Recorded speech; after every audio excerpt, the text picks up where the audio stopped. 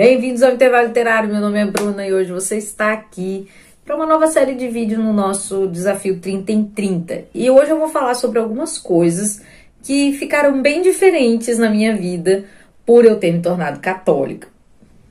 Então, gente, se você não sabe, né, não sei em que mundo você está.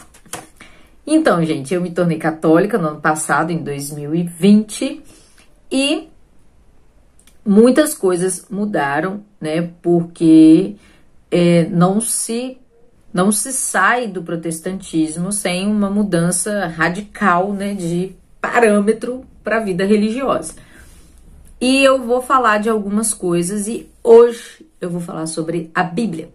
Com certeza, né, um dos maiores parâmetros do protestantismo, a maior máxima do protestantismo é o sola scriptura, né? E dentro do protestantismo não se pensa em outra coisa que a Bíblia como autoridade, né, para falar o que é certo e o que é errado.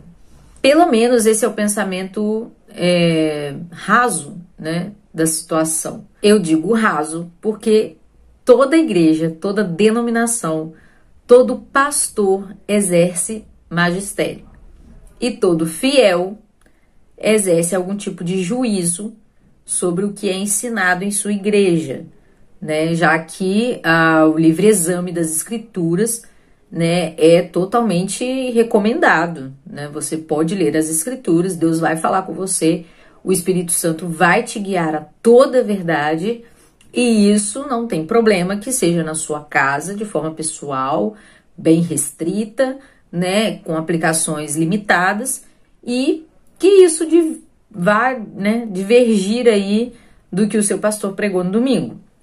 Aliás, você está livre, né, totalmente livre, para dizer que o seu pastor está errado. Então, se você lê as escrituras e não vê o que ele falou ali, você pode corrigi-lo sem nenhum problema. Eu sempre tive as escrituras, né, como o livro, né, a Bíblia é o livro mais importante da vida religiosa. Ela tem todos os mandamentos, ela tem tudo que você precisa saber para ser um bom cristão. E não importava, né, até certo ponto não importava muito que as interpretações desses textos fossem divergentes. Na época da minha infância e adolescência, eu tinha contato com uma igreja pentecostal e uma igreja batista tradicional, né, do lado da igreja onde eu participava, e a igreja batista, minha avó era batista e eu frequentava às vezes porque a igreja era ali perto de casa. E o que acontece? Na minha igreja, as mulheres não podiam usar calça comprida, né, não podia, o batismo era no rio, água corrente, as mulheres usavam véu, os homens não podiam usar bermuda de jeito nenhum, e na igreja batista, o culto era diferente, era mais ordenado, as mulheres não usavam véu, podiam usar calça comprida, o batismo era no batistério. Então eu via diferenças na prática, gostava muito mais da igreja batista, né, por causa da ordem, mas eu não conseguia ver o grande problema, né, da diferença de interpretação, mesmo que tudo isso viesse da Bíblia. Então, tanto a prática pentecostal quanto a prática batista vinham da Bíblia. E eu ficava pensando, né, por que eu não posso ficar na igreja batista? E tinha uma resistência enorme na minha família em relação a mudar de igreja. E depois, mais tarde, né, tem a questão da predestinação, dos sacramentos, da liturgia, e esse tipo de coisa na presbiteriana, que foi para onde eu fui, né, a última igreja que eu estive, a ideia nem era mais de que estava tudo bem que fosse diferente. A igreja presbiteriana estava correta e todas as outras estavam erradas. Então, o batismo por aspersão, a predestinação, né, a questão litúrgica, a questão das músicas, tudo era mais correto onde eu estava. E é óbvio, né, porque se eu achava que aquilo estava correto, era porque eu estava lá e porque eu tinha julgado melhor que aquilo tudo era a interpretação correta da Bíblia. Ali na igreja presbiteriana, eu já tive essa percepção muito maior de que existe uma interpretação do texto, não é só o texto, mas existe uma interpretação, um magistério, porque lá você tem também o catecismo, você tem as institutas de Calvino, você tem os estudos, né, dos puritanos, então você acaba tendo noção de que a escritura por si só não fala e que você precisa de um magistério. Esse problema é um problema da unidade, né? O problema de que o Sola Escritura não dá base para a unidade, porque já que não existe um magistério, se a Escritura é uma autoridade em si e não precisa da autoridade do magistério, então não tem unidade.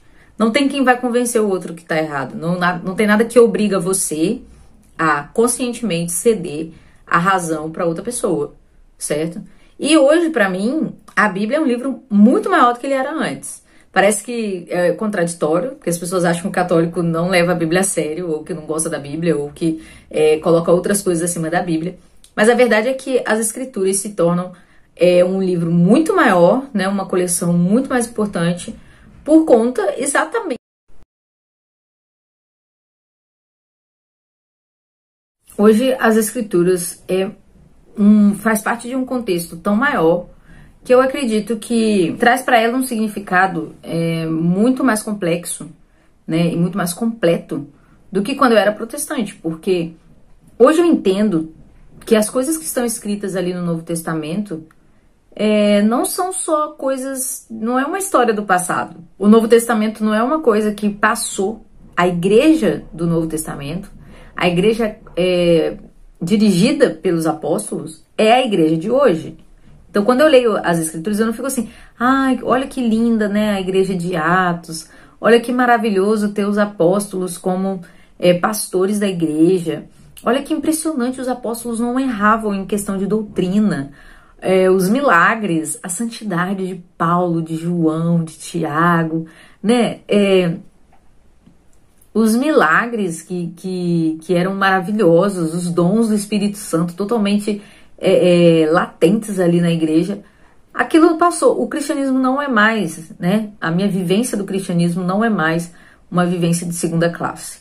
Então, quando eu leio sobre os sacramentos, sobre o batismo, sobre confissão, sobre a imposição... Gente, essa questão é muito incrível. A imposição de mãos para receber o Espírito Santo, a questão dos pecados perdoados, né, pelos apóstolos, a unção dos enfermos, tudo isso continua. Então, a Bíblia virou a história da minha igreja, e não da igreja, né, do primeiro século. E isso faz com que a Bíblia seja muito mais significativa. Todo o texto é significativo. E a questão dos santos também, né? Quando você lê Tiago, quando você lê a carta de São Tiago, e você pensa, isso aqui é impossível. Aí você pega a carta de São Tiago e lê a vida de Gemma Galgani, lê a vida de Santa Teresinha, lê a vida de Santo Agostinho. Você vai conhecendo a vida dos santos e você fala, não, a Bíblia, ela é palpável, né? Você vê a vida de São Padre Pio, de Santa Diana, e você fica assim, gente, a Bíblia acontece nos nossos dias, né? Não é só uma coisa bonita que foi escrita por uma igreja muito mais viva do que a igreja de hoje. E então, a questão dos sacramentos, né? Quando você vê a missa, e dentro da missa você participa dos sacramentos, e durante a sua vida toda você acessa Cristo pelos sacramentos, é fantástico. Não existe mais um gap, sabe? Entre o que eu leio nas Escrituras e o que eu vivo na igreja. Unidade, direção apostólica, sacramento, milagres, vida santa. Nada disso é desconectado. É isso que eu quero dizer. A interpretação do magistério das Escrituras, ela é muito mais orgânica, né, do que você ler as Escrituras de acordo com a denominação que você está. Então, você consegue aceitar as várias formas de interpretação de um texto, ou seja, alegórica, ou uma lição para o futuro, ou uma questão de aplicação pessoal, porque tudo isso está previsto, né, pela igreja.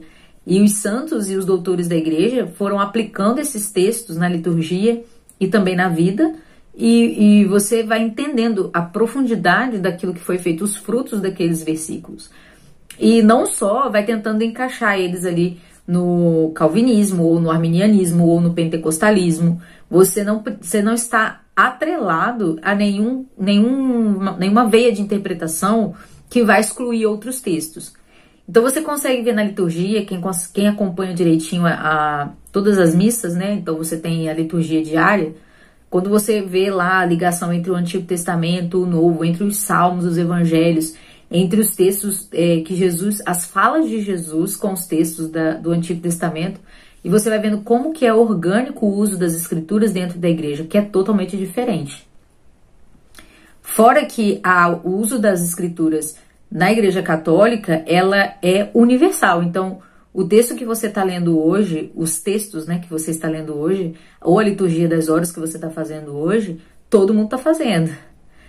Mesmo quem está seguindo um calendário extraordinário, que é o caso da administração apostólica, você tem várias pessoas fazendo esse calendário também. Então, acho que o que mais mudou para mim na questão das escrituras foi isso, a integração das escrituras com a vida eclesiástica, com a vida que eu vivo hoje. O Novo Testamento tomou vida, porque a igreja é continuidade daquela igreja das cartas, do Atos, do Apocalipse, entendeu?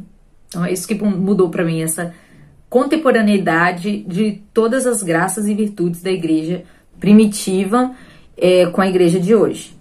Então é isso, gente. Eu espero que vocês tenham gostado. Deixa aqui embaixo também como que você vê as escrituras, como que você se relaciona, né, com aqueles textos mais difíceis ali, se você busca a interpretação da igreja. Se você não é católico, como você vê essa diferença de interpretação? Se você vê discrepância muito grande, né, entre o que você aprende, o que o seu pastor ensina, ou o que uma outra denominação ensina, se isso te incomoda ou não.